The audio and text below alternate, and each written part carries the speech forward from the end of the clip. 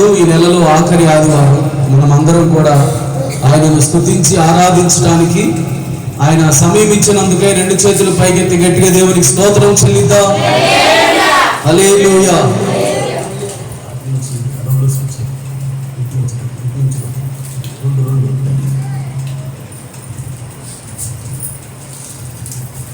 ప్రియులారా, అందరూ బాగున్నారా?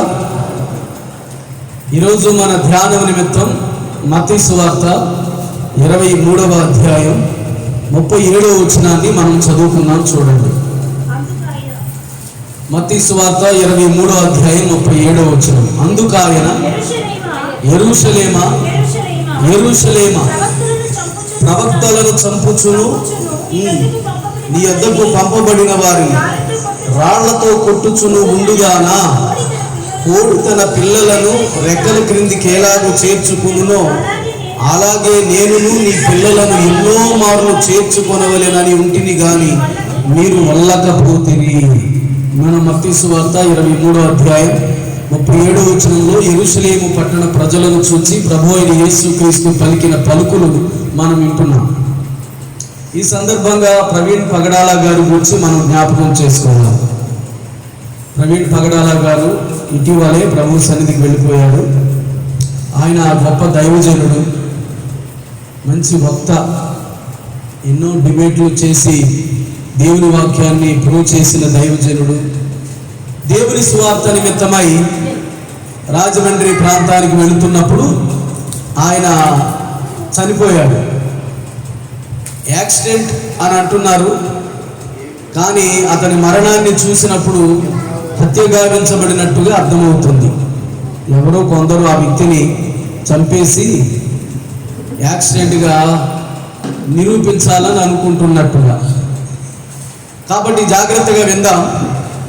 ఆ దైవజనుడు చిన్న వయసులోనే దేవుని సన్నిధికి వెళ్ళిపోయాడు. అతనిని ఎవరో చంపేశారు. ఎందుకని? ఏం చెడ్డ పని చేశాడని, ఏం తప్పుడు పని చేశాడని, దేవుని తరపున నిలబడినందుకు, దేవుని తరపున ప్రచారం చేస్తున్నందుకు, దేవుడు ఉన్నాడు, ఈ బైబిల్ దేవుడే నిజమైన దేవుడు అని ప్రూవ్ చేస్తున్నందుకు అతను హత్యగావించబడ్డాడు.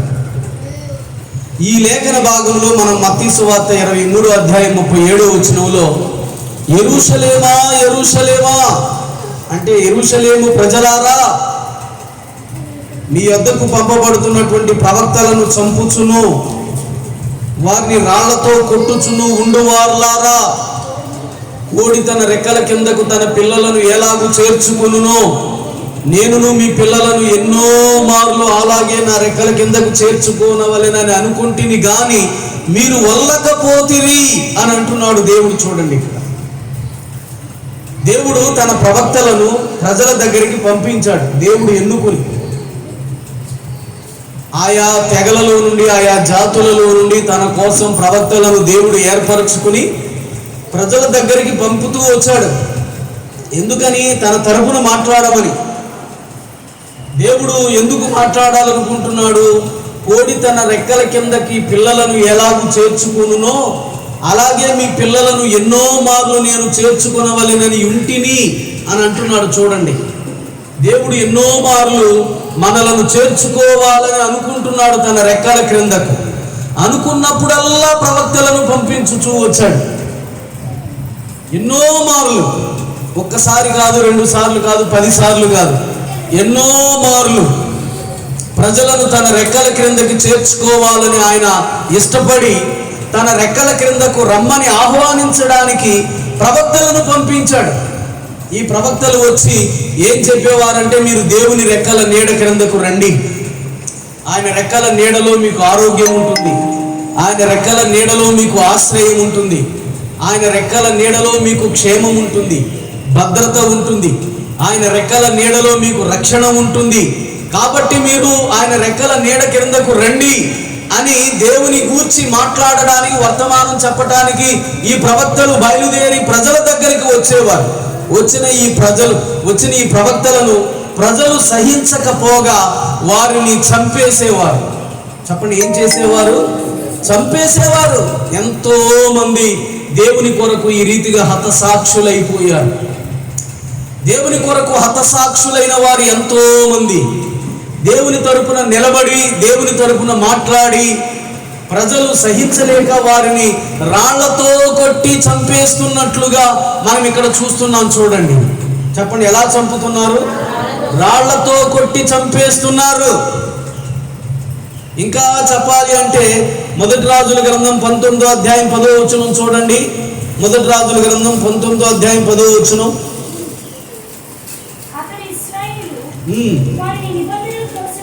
ఇశ్రాయేలీయులు నీ నిబంధనను త్రోసివేసి నీ బలిపీఠములను పడగొట్టి నీ ప్రవక్తలను ఖడ్గము చేత హతము చేసిరి అని దేవుని దగ్గర ఏలీయా ఎంతో బాధపడుతూ చెబుతున్నాడు. ఇశ్రాయేలీయులు నీతో నిబంధన చేసుకున్నారు, ఆ నిబంధనను అనుసరించి ప్రవర్తించడం మానేసి నిబంధనను త్రోసివేసేశారు, నీ బలిపీఠాలను పడగొట్టేశారు, నీ ప్రవక్తలను ఖడ్గముతో చంపేశారు. చెప్పండి, ఎలా చంపేశారంట? ఖడ్గముతో.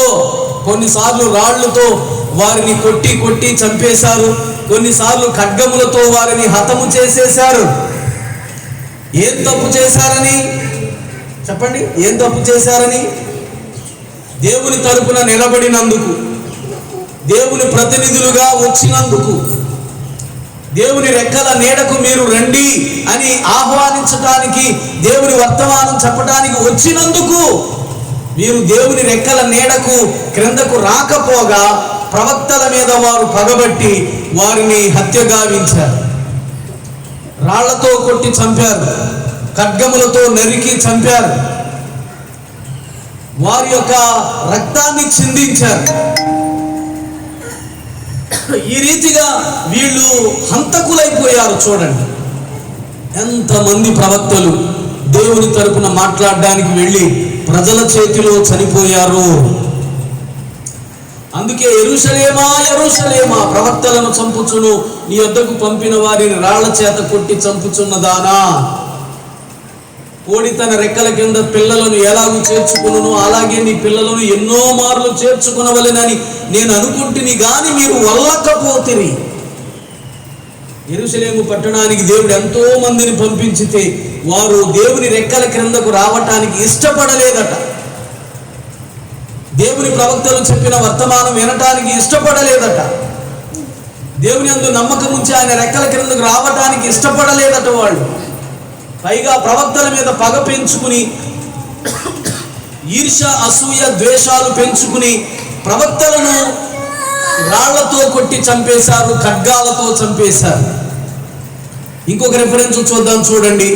లూకా సువార్త 11వ అధ్యాయం 47వ వచనం నుంచి చదువుకుందాం. చూడండి, లూకా సువార్త 11వ అధ్యాయం 47వ వచనం నుంచి. అయ్యో, మీ పితరులు చంపిన ప్రవక్తల సమాధులను మీరు కట్టించుచున్నారు, కావున మీరు సాక్షులై మీ పితరుల కార్యములకు సమ్మతించుచున్నారు. వారు ప్రవక్తలను చంపిరి, మీరు వారి సమాధులు కట్టించుదురు. అయ్యో, మీ పితరులు చంపిన ప్రవక్తల సమాధులను మీరు కట్టించుచున్నారు, మీ పితరుల కార్యములను మీరు సమ్మతించుచున్నారు. చూడండి, మీ పితరుల కార్యాలకు సమ్మతించుచున్నారు. వారు ప్రవక్తలను చంపిరి, మీరు వారి సమాధులు కట్టించుదురు. మీ తండ్రులు, మీ తాతలు, మీ ముత్తాతలు ప్రవక్తలను చంపితే మీరు వారి కార్యాలను సమ్మతిస్తున్నారు. అరే, మా పితరులు ప్రవక్తలను చంపారు, ఇది దైవ వ్యతిరేకమైన కార్యమని మీరు తలంచడం లేదు. ఇది దైవ వ్యతిరేక కార్యమని ఎవరు మీలో మాట్లాడుకోవటం లేదు. మీ పితరులు ఎలా హంతకులయ్యారో ఆ హంతకులను మీరు సమర్థిస్తూ, మీరు వారి కార్యాలను సమ్మతిస్తూ, వారు ప్రవక్తలను చంపితే మీరు వారి సమాధులను కడుతున్నారు. అంటే మీ పితరులు హంతకులై ఉండగా ఆ హంతకులలో మీరు కూడా పాలిభాగస్తులు అవుతున్నారు అని చెబుతున్నాడు. చూడండి, ఇక్కడ తరతరాలు గడిచిపోతున్నాయి, కానీ దైవ సేవకుల మీద వివక్ష మాత్రం పోవట్లేదు. దేవుని తరపున నిలబడిన వారిని చంపటంలో ఏ మార్పు లేదు. తమ పితరులు ప్రవక్తలను చంపినందుకు వీళ్ళు ఎంతో సంతోషిస్తున్నారు, సమ్మతిస్తున్నారు, వారి సమాధులను వీళ్ళు కట్టిస్తున్నారు. చూడండి, అందుచేత దేవుని జ్ఞానము చెప్పున్నదేమనగా, నేను వారి యొద్దకు ప్రవక్తలను అపోస్తులను పంపుదును, వారు కొందరిని చంపుదురు, కొందరిని హింసింతురు. కాబట్టి లోకము పుట్టినది మొదలుకుని, అనగా హేబేలు రక్తం మొదలుకుని బలిపీఠమునకును మందిరమునకును మధ్యలో నశించిన జకర్యా రక్తము వరకు చిందించబడిన ప్రవక్తలందరి రక్తము నిమిత్తము ఈ తరము వారు విచారింపబడుదురు. చూడండి, ఈ తరము వారందరూ వారి రక్తము చేత విచారింపబడుదురు. ఎందుకని? నిరపరాధుల రక్తాన్ని వీళ్ళు చిందించడం జరిగింది కదా. దేవుని తరపున వచ్చిన వారి రక్తాన్ని వీరు చిందించడం జరిగింది కదా. ఆ నీతిమంతుల రక్తం దేవుని దగ్గర మొరపెడుతుంది వీరందరి గూర్చి. ఆ రక్తమును గూర్చి దేవుడు వీరందరినీ విచారించే దినము ఒక రోజు రాబోతుంది. కాబట్టి జాగ్రత్తగా వినండి. దైవ సేవకులను వారు చెప్పిన మాటలను లెక్క చెయ్యక, వారి మాటలకు లోబడడం మానేసి, వారి మీద కక్ష కార్పణ్యాలు చూపిస్తూ వారిని రాళ్లతో కొట్టి చంపి, ఖడ్గముతో నరికి చంపి, వారి రక్తాన్ని చిందించిన వారు ఒకానొక దినమందు దేవుని తీర్పులో విచారణలో నిలబడబోతున్నారు. చెప్పండి, వీళ్ళందరూ ఏం తప్పు చేశారు? ఏమైనా తప్పు చేశారా? వీళ్ళందరూ దేవుని యొక్క రెక్కల నీడ క్రిందకు రండి అని చెప్పడానికే వెళితే, వారి మాటను ఖాతరు చేయకుండా వారి మీద బాగా పెంచుకుని వారిని చంపటం జరిగింది. నెహెమ్యా గ్రంథం 9వ అధ్యాయం 26వ వచనం చూద్దాం. చూడండి, నెహెమ్యా గ్రంథం 9:26. అయినను వారు అవిధేయులై నీ మీద తిరుగుబాటు చేసి నీ ధర్మశాస్త్రమును లక్ష్య పెట్టక త్రోసివేసి నీ తట్టు తిరగవలెనని తమకు ప్రకటన చేసిన నీ ప్రవక్తలను చంపి నీకు బహుగా విసుగు పుట్టించిరి. నీ ప్రవక్తలను పెందల కడనే లేపి ప్రజల దగ్గరికి పంపించినప్పటికీ కూడా అయినను వారు అవిధేయులై నీ మీద తిరుగుబాటు చేశారు.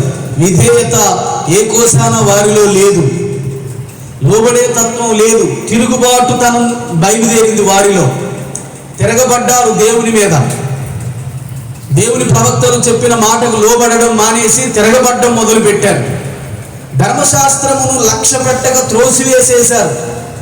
మీరు ప్రవర్తించవలసినవి, ప్రవర్తించకూడనివి వ్రాసినటువంటి గ్రంథాన్ని వారి చేతికి అందిస్తే ఆ ధర్మశాస్త్ర ప్రకారంగా ప్రవర్తించడం మానేసి, దానిని లక్ష్య పెట్టడం మానేసి త్రోసివేసేశారు. దానిని ఏమాత్రం పట్టించుకోలేదట. చూడండి, దాని మీద ఏమాత్రం శ్రద్ధ చూపలేదు, దాని యందు ఏమాత్రం జాగ్రత్త లేదు వీరికి. ధర్మశాస్త్రాన్ని జాగ్రత్తగా పాటించాలి అన్న అవగాహన వీరు కోల్పోయారు. ధర్మశాస్త్రమును లక్ష్య పెట్టక త్రోసివేసేసి నీ తట్టు తిరగవలెనని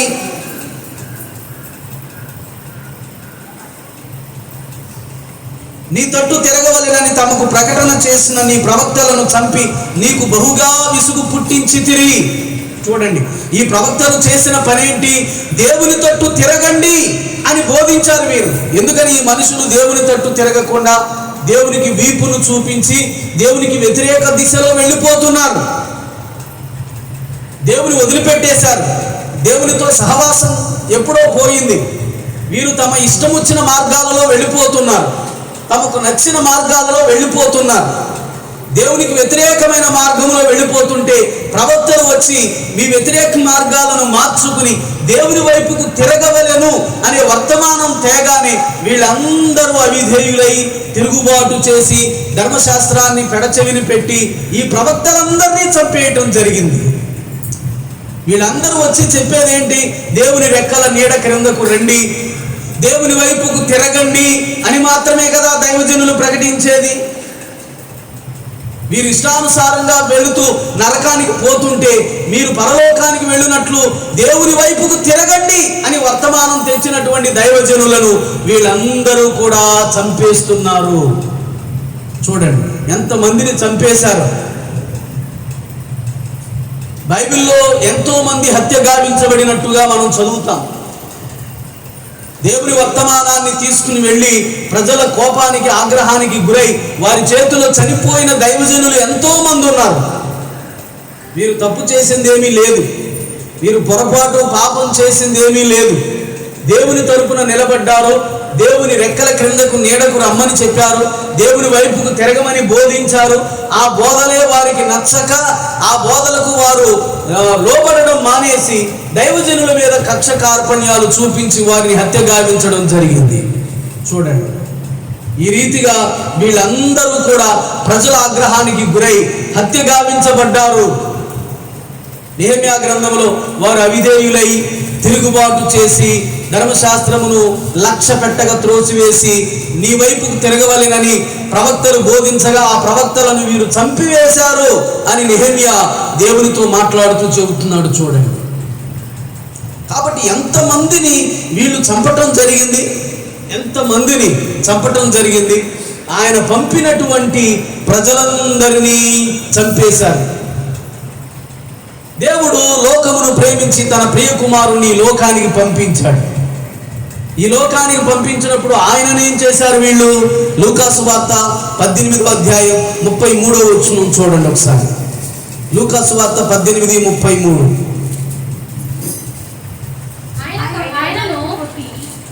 ఆయనను కొరడాలతో కొట్టి చంపుదురు, 3వ దినమున ఆయన మరల లేచునని చెప్పాను. ప్రభు అయిన యేసుక్రీస్తు ఆయన మరణమును గూర్చి ఆయన పునరుత్థానమును గూర్చి చెబుతున్నాడు. 31వ వచనం నుంచి ఆయన తన 12 మంది శిష్యులను పిలిచి, ఇదిగో యెరూషలేమునకు వెళ్ళుచున్నాము, మనిషి కుమారుని గూర్చి ప్రవక్తల చేత వ్రాయబడిన మాటలన్నీ నెరవేర్చబడును, ఆయన అన్యజనులకు అప్పగింపబడును, వారు ఆయనను అపహసించి అవమానపరిచి ఆయన మీద ఉమ్మివేసి ఆయనను కొరడాలతో కొట్టి చంపుదురు, 3వ దినమున ఆయన మరల లేచునని చెప్పాను. యేసు ప్రభు పరలోకాన్ని విడిచిపెట్టి నశించిన దానిని వెదకి రక్షించడానికి వచ్చినటువంటి వాడు.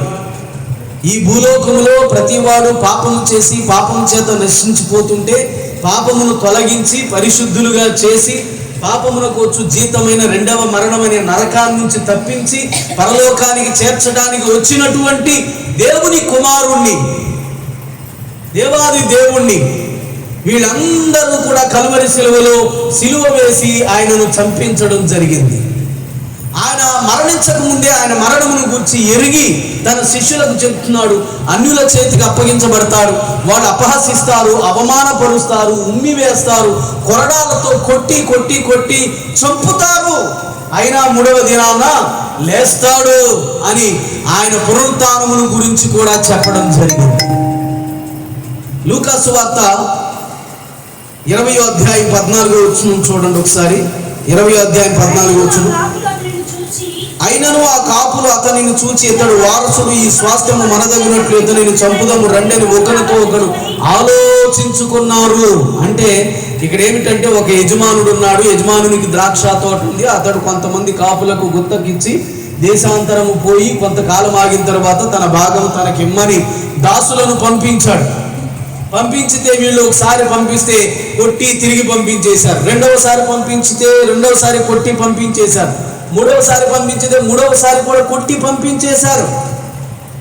ఇలా కొట్టి పంపించారు. ఇంకో సువార్తలో ఉంటుంది వారిని కొట్టి చంపేశారు అని.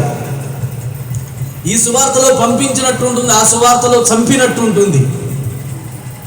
సరే, వీళ్ళందరూ వీళ్ళని కొట్టి చంపారు కదా, నా కుమారుణ్ణి సన్మానిస్తారు, గౌరవిస్తారు, యజమానుని కొడుకు కదా అన్న గౌరవంతో నా కొడుకునైనా గౌరవిస్తారని ఆ తోట యజమాని తన కుమారుణ్ణి పంపిస్తే ఈ దుర్మార్గులు ఏమనుకుంటారు, ఇదిగో వీడు అతని వారసుడు, ఇతనిని మనం చంపితే ఈ స్వాస్థ్యం మన సొంతదవుతుంది అని చెప్పి ద్రాక్ష తోట బయటికి తీసుకువెళ్ళి చంపేశారట. చెప్పండి, ఏం చేశారు? ద్రాక్ష తోట బయటికి తీసుకువెళ్ళి అతనిని వెలుపటి త్రోసివేసి చంపిరి. కాబట్టి ఆ ద్రాక్ష తోట యజమానుడు వారికి ఏమి చేయును, అతడు వచ్చి ఆ కాపులను సంహరించి తన ద్రాక్ష తోటను ఇతరులకు ఇచ్చునని ఆయన చెప్పగా వారు విని అట్లు కాకపోవును గాక అని. చూడండి, ఇక్కడ దేవుడు లోకమును ప్రేమించి తన కుమారుని లోకానికి పంపించాడు. తన కుమారుని లోకానికి పంపక ముందు ఈ లోకంలోనికి ఎంతో మంది ప్రవక్తలను తన దాసులను పంపించాడు. తన దాసులను ఈ ప్రజలందరూ ఏం చేశారు? తిప్పి పంపించేశారు, కొంతమందిని చంపేశారు. తన దాసులను కొంతమందిని తిప్పి పంపారు, కొంతమందిని హింసించి అవమానపరిచి తిప్పి పంపారు, కొంతమందిని చంపేశారు. కొంతమందిని తిరిగి పంపించి కొంతమందిని చంపేస్తే ఇప్పుడు నా కుమారుని సన్మానిస్తారు కదా అని దేవాది దేవుడు తన ప్రియ కుమారుణ్ణి పంపించితే ఆ ప్రియ కుమారుణ్ణి వీళ్ళు ఏం చేశారు? కలువరి శిలువలో చెప్పండి హత్య చేశారు. యేసుక్రీస్తును వీళ్ళు హత్య చేశారు. వీళ్ళందరూ చంపేశారు. యేసు ప్రభువును వీళ్ళు పూర్తిగా ఆయనను దేవుని కుమారుడని లెక్క చేయకుండా, పరమును విడిచి వచ్చిన దేవుడని ఏమాత్రం లెక్క చేయకుండా, దేవుడే మానవ రూపంలో మన మధ్యకు వచ్చాడని ఏమాత్రం వీళ్ళు పట్టించుకోకుండా ఆ దేవుని కుమారుణ్ణి, ఆ దైవ స్వరూపిగా ఉన్నటువంటి ఆయనను కలువరి శిలువలో వీళ్ళు కొట్టి చంపేశారు. మత్తయి సువార్త 21వ అధ్యాయం 35వ వచనం 39వ వచనం చదువుదాం చూడండి. మత్తయి సువార్త 21వ అధ్యాయం 35, 39. ఆ కాపులు అతని దాసులను పట్టుకుని ఒకని కొట్టిరి, ఒకని చంపిరి, మరి ఒకని మీద రాళ్లు రువ్విరి. 39వ వచనం. అతని పట్టుకుని ద్రాక్ష తోట వెలుపట పడవేసి చంపిరి. అంటే దాసులను కొంతమందిని అవమానపరిచారు, హింసించారు, రాళ్లతో కొట్టి హింసించారు, కొంతమందిని చంపేశారు. తన ప్రియ కుమారుని పంపించితే వీళ్ళు ఏం చేశారు? ఆ వ్యక్తిని చెప్పండి చంపేశారు, కొట్టి చంపేశారు. మత్తయి సువార్త 27వ అధ్యాయం 1వ వచనం చూద్దాం చూడండి. 27వ అధ్యాయం 1వ వచనం. ఉదయమైనప్పుడు ప్రధాన యాజకులను ప్రజల పెద్దలందరూ యేసును చంపింపవలెనని ఆయనకు విరోధముగా ఆలోచన చేసి ఆయనను బంధించి తీసుకొని పోయి అధిపతి అయిన పొంతి పిలాతునకు అప్పగించిరి. అప్పుడు ఆయనను అప్పగించిన యోధ ఆయనకు శిక్ష విధింపబడిగా చూడండి. ఇక్కడ 1వ వచనములో ప్రధాన యాజకులు ప్రజల పెద్దలందరూ యేసును చంపింపవలెనని ఆయనకు విరోధముగా ఆలోచన చేశారు. యేసయ్య ఏం తప్పు చేశాడని? ఆయన పేదల ప్రజలను ఆదుకున్నాడు. రోగులను, వ్యాధిగ్రస్తులను, దయ్యాలు పట్టిన వారిని బాగు చేశాడు. పరలోక రాజ్యం సమీపించింది, మారు మనసు పొంది సువార్తను నమ్మండి అని బోధ చేశాడు. ఆయన పరలోకపు బోధను చేశాడు, దేవుని బోధను చేశాడు, ప్రజల అవసరాలు తీర్చాడు, ఆకలి ఉన్న వారికి అన్నం పెట్టాడు, రోగముతో బాధపడిన వారిని స్వస్థపరిచాడు, దయ్యాలతో పీడితులైన వారిని విడుదల చేశాడు. ఇన్ని గొప్ప కార్యాలు చేస్తే వీరందరూ నిష్కారణముగా ప్రభు అయిన యేసయ్యను చంపటానికి వీళ్ళందరూ పూనుగొన్నారు. చూడండి, వీళ్ళందరూ పూనుకొని యేసు ప్రభువును చంపటానికి సిద్ధపడి ఈ రీతిగా వాళ్ళందరూ కల్వరి శిలువలో యేసయ్యను చంపేశారు. మేమందరం వీడి పేడ విరగడయ్యింది మాకు అని అనుకున్నారు. కానీ ఆ పరలోకపు దేవుని దైవ చిత్తం, ఆయన కుమారుడు కల్వరి శిలువలో చనిపోవడం దైవ చిత్తమని వీరందరూ గుర్తించలేకపోయారు. పరలోకమందున్న దేవుని కుమారుడు కల్వరి శిలువలో చనిపోవడం దైవ చిత్తమని వీరందరూ గ్రహించలేకపోయారు. యేసు ప్రభు పేడ విరగడైంది అనుకున్నారు, కానీ సాతాను రాజ్యం అప్పటి నుంచే కూలిపోతుందని వాళ్ళు గుర్తించలేకపోయారు. దేవుని రాజ్యం కట్టబడబోతుందని వాళ్ళు గుర్తించలేకపోయారు. కాబట్టి జాగ్రత్తగా వినండి, వీళ్ళందరూ దేవుడు పంపించిన దాసులను చంపేశారు, దేవుడు పంపించిన తన కుమారుణ్ణి కూడా చంపేశారు. మన విషయంలో కూడా దేవుడు ముందే చెప్పినటువంటి సంగతులను జ్ఞాపకం చేసుకుందాం. మత్తయి సువార్త 10వ అధ్యాయం 21వ వచనం చూడండి ఒకసారి. మత్తయి సువార్త 10:21. సహోదరుడు సహోదరుని తండ్రి కుమారుని మరణమునకు అప్పగించెదరు, పిల్లలు తల్లిదండ్రుల మీద లేచి వారిని చంపించెదరు. చూడండి, సహోదరుడు సహోదరుని, సహోదరి సహోదరిని, తల్లిదండ్రులు కుమారుని కుమార్తెను మరణమునకు అప్పగించెదరు, పిల్లలు తల్లిదండ్రుల మీదకి లేచి వారిని చంపించెదరు అని. ఒక కుటుంబంలోని వారికి వారే వ్యతిరేకమైపోతారు. ఎందుకని? దేవుని నమ్మావు కాబట్టి వారు నీకు వ్యతిరేకమైపోయి నిన్ను చంపిస్తారు అని దేవుడు ముందే మాట్లాడాడు. చూడండి, లూకాసు వార్త 21వ అధ్యాయం 16వ వచనం చూద్దాం చూడండి. లూకాసు వార్త 21:16. 21:16. తల్లిదండ్రుల చేతను, సహోదరుల చేతను, బంధువుల చేతను, స్నేహితుల చేతను మీరు అప్పగింపబడుదురు, వారు మీలో కొందరిని చంపింతురు. చూడండి, లూకాసు వార్త 21:16లో తల్లిదండ్రుల చేత, సహోదరుల చేత, బంధువుల చేత, స్నేహితుల చేత మీరు అప్పగింపబడుదురు, వారు మీలో కొందరిని చంపింతురు. ఎందుకని? మీరు దేవుని నమ్ముకున్నారు, దేవుని తరపున నిలబడ్డారు, దేవుని తరపున మాట్లాడుతున్నారు. కాబట్టి తల్లిదండ్రులే మిమ్మును చంపిస్తారు, సహోదరులే మిమ్మును చంపిస్తారు, బంధువులే మిమ్మును చంపిస్తారు, స్నేహితులే మిమ్మును చంపిస్తారు. ఎవరిని నమ్మటానికి వీలు లేదు. చెప్పండి, ఎవరిని నమ్మటానికి వీలు లేదు. తల్లిదండ్రులకు పగ ఏర్పడుతుంది, సహోదరులకు పగ ఏర్పడుతుంది, బంధువులకు పగ ఏర్పడుతుంది, స్నేహితులకు పగ ఏర్పడుతుంది. ఆ పగతో నిన్ను చావుకు అప్పగిస్తారు, వాళ్ళు నిన్ను చంపిస్తారు. నీవు నన్ను నమ్ముకున్నందుకు, నాకు సాక్షిగా నిలబడుతున్నందుకు అని ప్రభువు ఇక్కడ జ్ఞాపకం చేస్తున్నాడు. చూడండి, ఇంకా ఆయన మత్తయి సువార్త 23వ అధ్యాయం 34వ వచనంలో చెప్పిన మాటను చూద్దాం. మత్తయి సువార్త 23:34. అందుచేత ఇదిగో నేను మీ యొద్దకు ప్రవక్తలను, జ్ఞానులను, శాస్త్రులను పంపుచున్నాను. మీరు వారిలో కొందరిని చంపి సిలువ వేయుదురు, కొందరిని సమాజ మందిరములలో కొరడాలతో కొట్టి పట్టణము నుండి పట్టణమునకు తరుముదురు. నేను మీ దగ్గరికి కొంతమంది ప్రవక్తలను, కొంతమంది జ్ఞానులను, కొంతమంది శాస్త్రులను పంపుదును.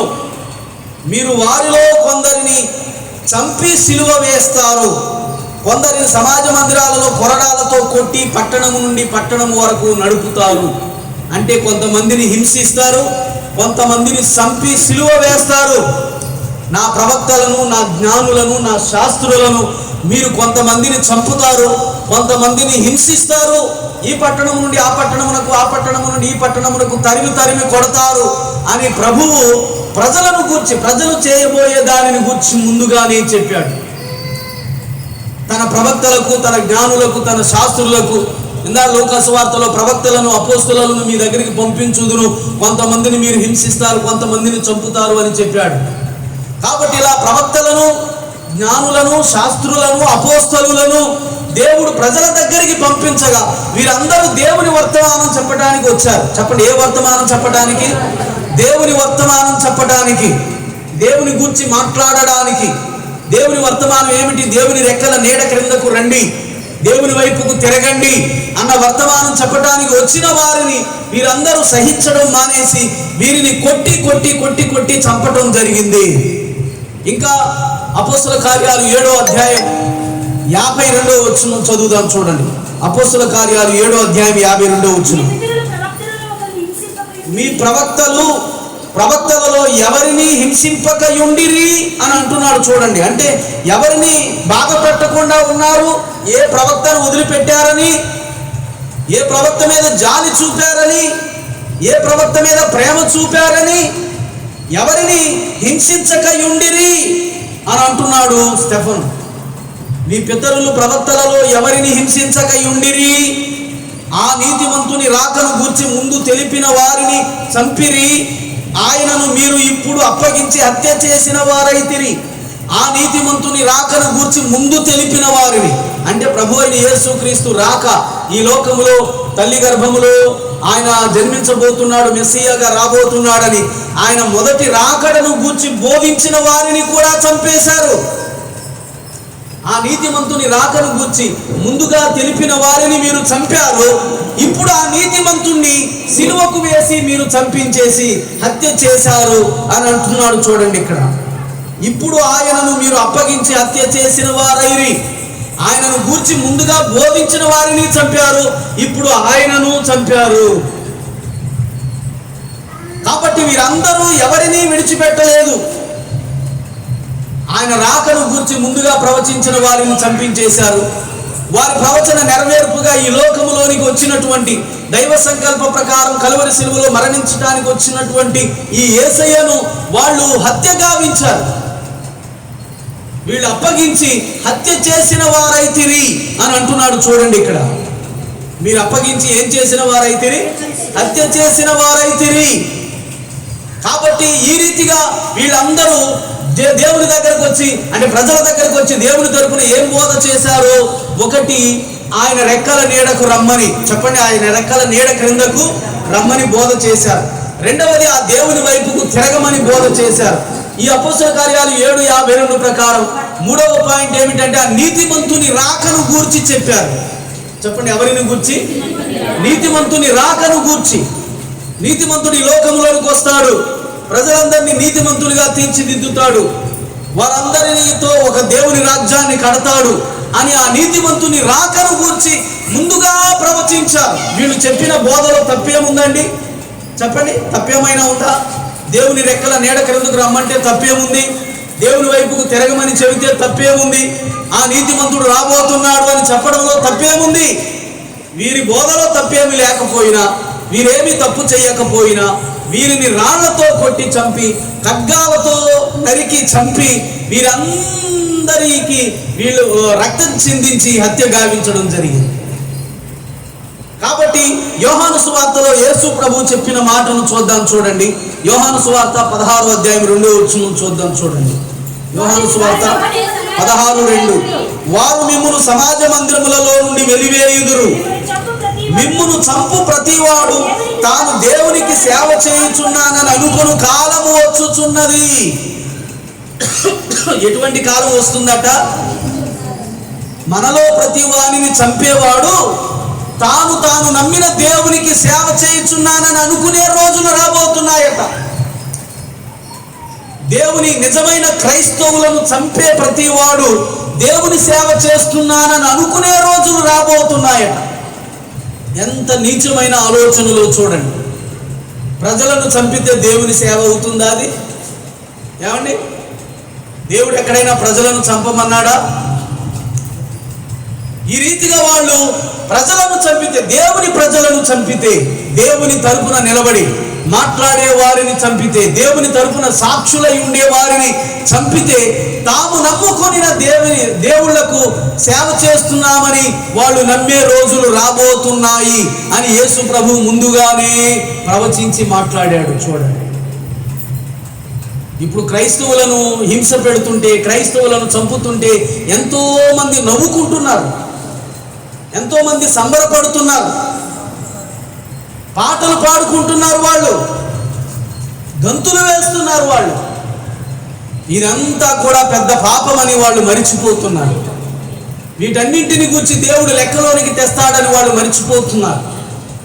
కాబట్టి జాగ్రత్తగా విందాం. దేవుని సన్నిధిలో దేవుడు ముందే ప్రవచించాడు, ప్రవచనాత్మకంగా మాట్లాడాడు. మిమ్మును చంపు ప్రతి వాడు తాను దేవునికి సేవ చేయుచున్నానని పలికే రోజులు రాబోతున్నాయి అని. ఆ రోజులు వచ్చేసాయి. క్రైస్తవులను చంపటం, వారి దేవుడికి సేవ చేస్తున్నట్లుగా భావించే రోజులు వచ్చేసాయి. కాబట్టి క్రైస్తవులను హత్య గావించి వీరిని భూమి మీద లేకుండా చెయ్యాలని చెప్పి వారి రక్త కళ చూసి వారిని బట్టి సంతోషించే రోజులు వచ్చేసాయి. కాబట్టి జాగ్రత్తగా విందాం. ఎంతో మంది దేవుని తరపున నిలబడిన వారు, దేవుని తరపున పలుకుతున్నవారు, దేవుని తరపున బ్రతుకుతున్నవారు హత్య గావించబడుతున్నారు. మనం అపోస్తల కార్యాలలో 7:58 ఒక వ్యక్తి హత్య గావించబడ్డం చూస్తాం. చూడండి, అపోస్తల కార్యాలు 7:58 పట్టణము వెలుపలకి అతనిని వెళ్ళగొట్టి రాళ్ళు రువ్వి చంపిరి. ఇది ఎవరిని అంటే స్టెఫనును. చెప్పండి, ఎవరిని? స్టెఫను అబ్రహాము మొదలుకుని అప్పటి వరకు వారికి చరిత్ర చెప్పి వారితో మాట్లాడుతూ, ముష్కరులారా, హృదయములను చెవులను దేవుని వాక్యమునకు లోపరచనుల్లని వారలారా, మీ పితరుల వరే మీరును ఎల్లప్పుడూ పరిశుద్ధాత్మను ఎదిరించుచున్నారు. మీ పితరులు ప్రవక్తల్లో ఎవరిని హింసించక ఉండిరి అని అంటూ మాట్లాడడం చేత వీళ్ళందరూ కోపం తెచ్చుకుని పళ్ళు పటపటా నూరి పటపటా కొరికి అతనిని అవతలికి తీసుకువెళ్ళిపోయి రాళ్లతో కొట్టి కొట్టి కొట్టి చంపేశారు. స్టెఫను ఏం చేశాడు? తప్పేం చేశాడు? చరిత్రను చెప్పాడు వాళ్ళకి. చరిత్రలో వారి పితరులు దైవజనుల పట్ల ఎంత క్రూరత్వంగా ప్రవర్తించారో ఉన్నది ఉన్నట్లుగా బోధించాడు. మీరు కూడా మీ పితరుల్లాగానే ముష్కరులైపోయారు. మెడ వంచని వారులాగా, లోబడనొల్లని వారులాగా, తగ్గించుకున్న వారుగా కాకుండా మీరు హెచ్చించుకుంటున్నారు. మీరు ఏమాత్రం తగ్గించుకోవట్లేదు అని చెప్పి వారితో మాట్లాడినందుకు వారికి కోపం మండి పళ్ళు పటపట నూరి అతనిని రాళ్లతో కొట్టి కొట్టి చంపేశారు. రాళ్లతో కొట్టి అతనిని చంపినప్పుడు 60వ వచనంలో ప్రభువా మోకాళ్ళుని వారి మీద ఈ పాపము మోపకమని గొప్ప శబ్దంతో పలికెను. ఈ మాట పలికి నిద్రించెను. సౌలు అతని చావునకు సమ్మతించెను.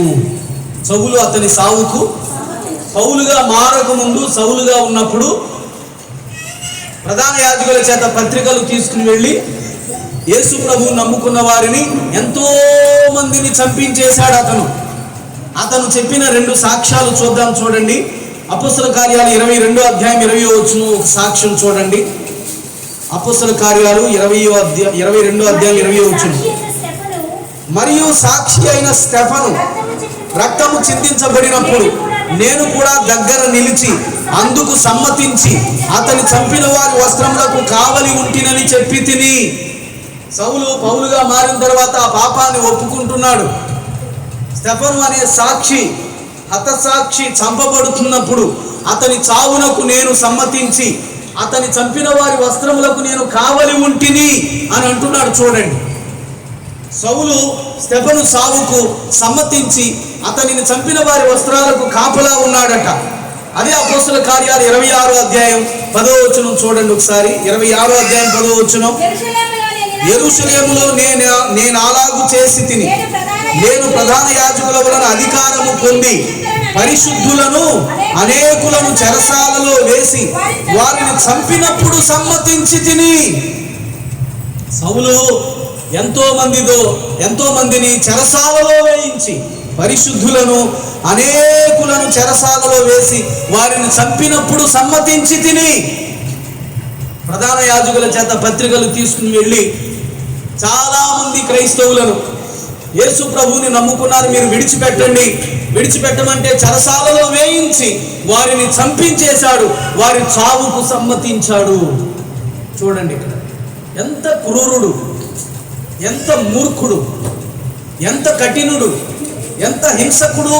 అందుకే నేను పూర్వము దోషకుడను, హింసకుడను, హానికరుడనైన నన్ను అని అంటాడు. అందుకే తాను ఎంతో హింస పెట్టాడు ప్రజలను. వారిని చంపినప్పుడు వారి చావుకు సమ్మతించాడు. అతను ఎంతో మంది స్టెఫను సావును సమ్మతించారు. వారితో పాటు సౌలు కూడా సమ్మతించాడు. స్టెఫనుతో పాటు ఎంతో మందిని చంపటానికి ఇతడు సమ్మతించి వారి చావుకు సమ్మతించి వారిని చంపేయటానికి ఒప్పుకున్నాడు. స్టెఫను దేవుని తరపున నిలబడి మాట్లాడినందుకు హత్య గావించబడ్డాడు. రెండవది అపోస్తల కార్యాలు 12వ అధ్యాయం 2వ వచనం చూద్దాం. చూడండి, 12వ అధ్యాయం 2వ వచనం. యోహాను సహోదరుడని యాకోబును ఖడ్గముతో చంపించెను. అపోస్తలులలో మొట్టమొదటిగా యాకోబు హత్య గావించబడ్డాడు. అపోస్తలులలో ఆది సంఘంలో మొట్టమొదటిగా స్టెఫను హత్య గావించబడ్డాడు. అపోస్తలులలో మొట్టమొదటిగా అపోస్తలుడు యాకోబు హత్య గావించబడ్డాడు. హేరోదు సంఘములో కొందరిని బాధ పెట్టుటకు బలాత్కారంగా పట్టుకుని యోహాను సహోదరుడైన యాకోబును చంపించేశాడు. చూడండి, ఇక్కడ ఖడ్గముతో నరికించి చంపించేశాడు. యాకోబు తప్పు ఏం చేశాడు? దేవుని నమ్ముకున్నాడు, దేవుని తరపున సాక్షిగా నిలబడుతున్నాడు, అంతే. అంతకంటే అతను చేసింది ఏమీ లేదు. కానీ హేరోదు సంఘపు వారిలో కొంతమందిని బాధ పెట్ట పూనుకొని యోహాను సహోదరుడైన యాకోబును పట్టుకుని అతనిని ఖడ్గముతో చంపించేశాడు. ఇది యూదులకు ఇష్టమైన కార్యం అని చెప్పి పేతురును కూడా పట్టుకున్నాడు. అతను చెప్పండి, ఎవరికి ఇష్టమైన కార్యం అంట? యూదులకు. దైవ సేవకులను చంపటం యూదులకు ఇష్టమైపోయింది. దైవ సేవకులను చంపటం ప్రజలకు ఇష్టమైపోయింది. ఎందుకని అంటే చంపటం వారికి తేలికైపోయింది.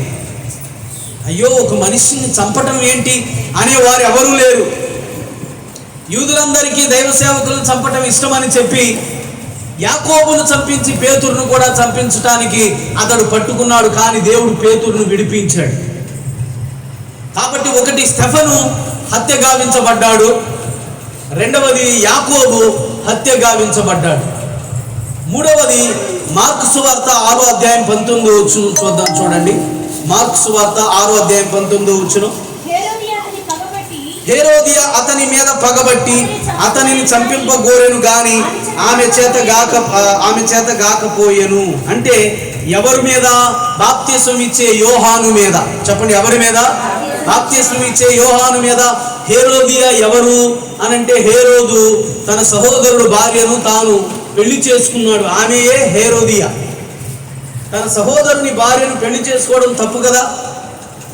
అది యోహాను చెప్పాడు వచ్చి, హేరోదు నువ్వు నీ సహోదరుని భార్యను పెళ్లి చేసుకున్నావు, అది న్యాయం కాదు, అది చాలా తప్పు, అధర్మం, అవినీతి క్రియ అని చెప్పినందుకు హేరోదియాకు కోపం వచ్చేసింది. రాజు అయిన మా దగ్గరికే వచ్చి ఇంత మాట మాట్లాడతాడా, మా తప్పుని ఎత్తి చూపించే అంత దమ్ము గలవాడా, అంత ధైర్యం ఇతనికి వచ్చిందా, అతని మీద పగబట్టేసి అతనిని చంపించాలి అని కోరింది. కానీ ఆమె వల్ల కాకపోయింది. కానీ ఒక రోజు వచ్చింది, హేరోదు పుట్టినరోజు. చాలామంది గనులను పిలిపించాడు. ఆ వేడుకలో హేరోదియా కుమార్తె డ్యాన్స్ వేసి హేరోదును వాళ్ళందరిని మెప్పించితే అతడు అంటాడు, నువ్వు ఏది కోరుకుంటే అది ఇస్తానని వరమిస్తాడు. ఆమె తల్లి దగ్గరికి వెళుతుంది. ఆమె నేరుగా హేరోదుకు చెప్పకుండా తల్లి దగ్గరికి వెళ్ళి, రాజుగారు ఇలా వరమించారు, ఏం అడగమంటావమ్మా అంటే, ఆ హేరోదియా అసలే పగలను హృదయంలో ఉంచుకుంది కదా, ఆమె వల్ల కాలేదు కదా, ఇప్పుడు ఆ పని చేయించుదామని చెప్పి ఆలోచించి బాప్తిసం ఇచ్చే యోహాను తలగొట్టించి పళ్ళెములో నా చేతికి ఇప్పించమని అడుగు అని ప్రేరేపించింది కూతురు. చెప్పండి, కూతురు ఏం ప్రేరేపించింది?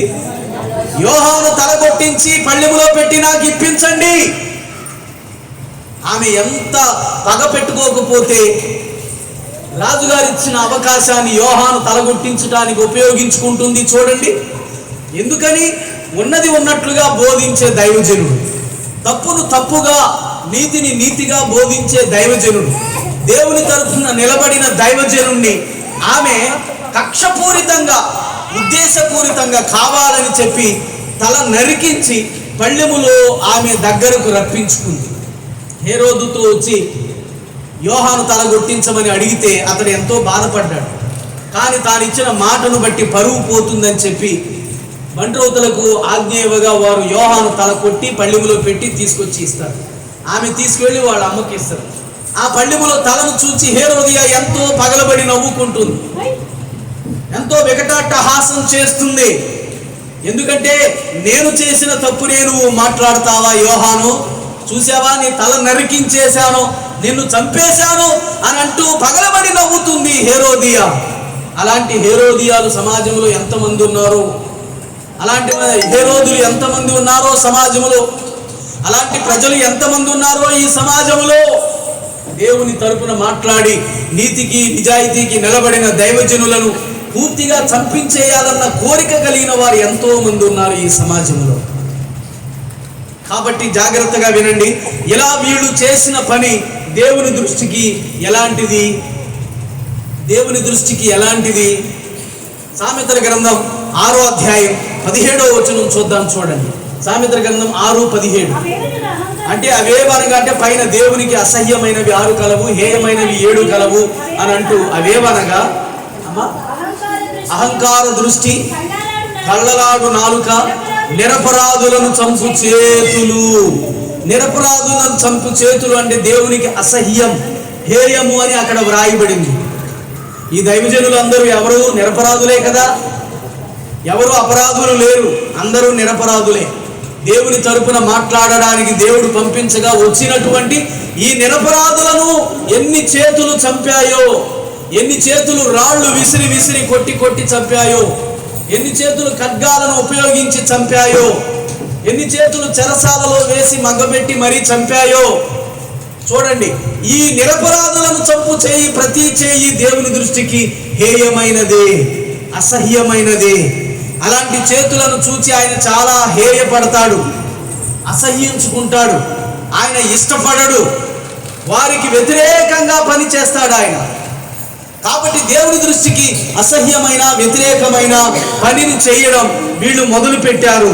కాబట్టి ఈ పని దేవుని దృష్టికి హేయమైనది. రెండవది, మత్తయి సువార్త 23:35 మనం చదువుకుంటే నీతిమంతుల రక్తం వారి మీదకు వస్తుంది. లూకా సువార్తలో ఇందాక మనం చదివాం 11వ అధ్యాయంలో ఏమనంటే వారి రక్తమును గూర్చి వారు విచారింపబడుదురు అని. చెప్పండి, వారి రక్తమును గూర్చి విచారింపబడుదురు. రక్తమును గూర్చి వారు విచారింపబడుదురు. దేవుని తీర్పులోని వారు లెక్క చెప్పవలసిన వారై ఉన్నారు. ఎందుకంటే ఈ నీతిమంతుల రక్తము దేవునికి మొర్రపెడుతుంది. ఆ రక్తమును గూర్చి దేవుడు ఆ రక్తమును చిందించిన ప్రతి వారిని విచారణ చేస్తాడు. అడిగి మరీ తెలుసుకుంటాడు, ఎందుకు చంపావు, అతను చెప్పిన మాటలో తప్పేముంది, నా వైపుకు తిరగమనే కదా, నా రెక్కల నీడ క్రిందకు రమ్మనే కదా, నేను ఈ లోకంలోనికి వస్తాననే కదా ప్రకటించింది. అలాంటి వారిని మీరు సన్మానించకపోగా చంపేశారేమి అని వారిని లెక్క అడిగే రోజు వస్తుంది. అక్కడ నోరు తెరిచి జవాబు చెప్పగలిగిన వారు ఎవరు ఉండరు. ఎవరి నోరు పైకి లేవదు. వారి క్రియలే వారి ముందు మాట్లాడుతాయి. వారి క్రియలే వారి మీద సాక్ష్యం చెబుతాయి. కాబట్టి వారందరూ నోరు మూసుకుని నరకానికి వెళ్ళవలసిన వారి స్థితిలో ఉంటారు. చూడండి, కాబట్టి ఒకటి, ఈ కార్యము దేవుని దృష్టికి హేయమైనది. ఈ చంపే కార్యం ఏదైతే ఉందో ఇది దేవుని దృష్టికి హేయమైనది. రెండవది, ఏ వీళ్ళని ఎలా చంపుతున్నారే వారి రక్తమును బట్టి దేవుడు వీరిని లెక్కలోనికి తీసుకుని అడుగుతాడు.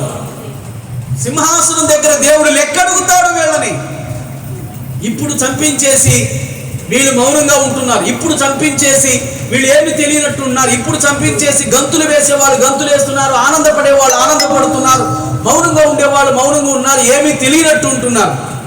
ఈ చట్టాల నుంచి, ఈ పోలీసుల నుంచి, వీళ్ళ నుంచి తప్పించుకుని తిరగొచ్చు, కానీ దేవుని తీర్పు నుంచి మాత్రం ఎవరు తప్పించుకోలేరు. మూడవ మాట, తెస్సలోనికలకు రాసిన మొదటి పత్రిక 2వ అధ్యాయం 15వ వచనం చూద్దాం. చూడండి, తెస్సలోనికలకు రాసిన మొదటి పత్రిక 2వ అధ్యాయం 15వ వచనం. ఆ యూదులు తమ పాపములను ఎల్లప్పుడూ సంపూర్తి చేయుచు ప్రభు అయిన యేసును ప్రవక్తలను చంపి మమ్మును హింసించి అన్యజనుల రక్షణ పొందుటకై వారితో మేము మాట్లాడకుండా మమ్మను ఆటంకపరచుచు దేవునికి ఇష్టలు కాని వారును మనుషులకందరికి విరోధులనై ఉన్నారు. దేవుని ఉగ్రత తొదముట్ట వారి మీదకి వచ్చెను. చెప్పండి, ఏమొచ్చిందట? దేవుని ఉగ్రత తొదముట్ట వారి మీదకి వచ్చెను. ఇలాంటి హంతకులందరి మీదకి దేవుని ఉగ్రత వస్తుంది. దేవుని ఉగ్రత పాలైపోతారు వాళ్ళు. దేవుని ఉగ్రత తుదముట్ట వారి మీదకి వచ్చెను. చూడండి, వాళ్ళు ఎవరు తప్పించుకోలేరు దేవుని ఉగ్రత నుండి. కాబట్టి ఇప్పుడు మనం గమనించాల్సింది ఏమిటి అంటే, ఈ హంతకులు చేసిన పని దేవుని దృష్టికి హేయమైనది. ఈ హంతకులు ఆ నీతిమంతుల రక్తమును బట్టి లెక్కలోనికి వచ్చి వారు జవాబు చెప్పవలసి వస్తుంది. ఈ హంతకుల మీదకి దేవుని ఉగ్రత తొదముట్ట వస్తుంది. దేని నుంచి వాళ్ళు తప్పించుకోలేరు. ఈ లోకంలో ఎంతో మంది సమర్పించుకుని దేవుని సేవ చేస్తున్నారు. ప్రియులారా, మీరందరూ వారి కోసం ప్రార్థించాలి. చెప్పండి, ఏం చేయాలి? మీ అనుదిన ప్రార్థనలో, దేవుని సేవలో కొనసాగుతున్న ప్రతి దైవ సేవకుని, దైవ సేవకురాల కోసం, దేవుని తరపున సువార్థికులుగా నిలబడుతున్న వారి కోసం, దేవుని కోసం మాట్లాడుతున్న వారి కోసం మీరు ప్రార్థనలో జ్ఞాపకం చేసుకోవాలి. వారికి కుటుంబాలు ఉంటాయి, వారికి సంఘాలు ఉంటాయి. ఆ సంఘాలు, కుటుంబాలు వారి మీద ఆధారపడతాయి. వారు లేకపోతే ఆ కుటుంబం ఏమైపోతుంది, ఆ సంఘం ఏమైపోతుంది? దేవుని సన్నిధిలో మనం జ్ఞాపకం చేసుకోవాలి. సాతాను ప్రజలను ప్రేరేపిస్తున్నాడు, విశ్వాసులను కాదు దైవ సేవకులనే తీసేస్తే 100,000 మంది విశ్వాసులు కుంటుపడిపోతారు అని చెప్పి, 100,000 మంది విశ్వాసులు అనాథలైపోతారని చెప్పి, ఒక దైవ సేవకుడిని తీస్తే 100 మంది ప్రభావితం చేయబడతారు. కాబట్టి విశ్వాసుల జోలికి వెళ్లకుండా దైవ సేవకుల జోలికే ప్రజలను పురిగొల్పుతున్నాడు సాతాను. కాబట్టి మీ అనుదిన ప్రార్థనలో ఎవరిని జ్ఞాపకం చేసుకోవాలి? దైవ సేవకులను జ్ఞాపకం చేసుకోవాలి. వారి పరిచర్యలను జ్ఞాపకం చేసుకోవాలి. వారి ప్రయాణాలలో దేవుని కాపుదల కొరకు ప్రార్థన చేయాలి. వారి సభలలో, సంఘాలలో మాట్లాడుతున్న మాటలను గురించి దేవుని దగ్గర ప్రార్థన చేయాలి. వారు మాట్లాడుతున్న ప్రతి మాట ప్రజలను తాకాలి. ప్రజలు ఆ మాటల చేత హెచ్చరించబడి సరిచేసుకోవాలి. ఆ మాటల చేత ఆకర్షించబడి ప్రభువును విశ్వసించాలి. దేవుని రాజ్యంలోనికి వారు ప్రవేశించాలి.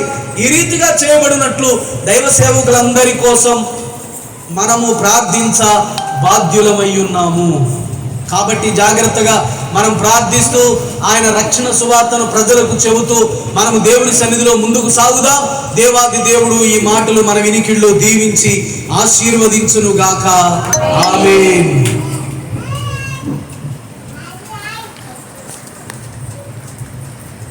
అందరూ కూడా లేచి నిలబడండి.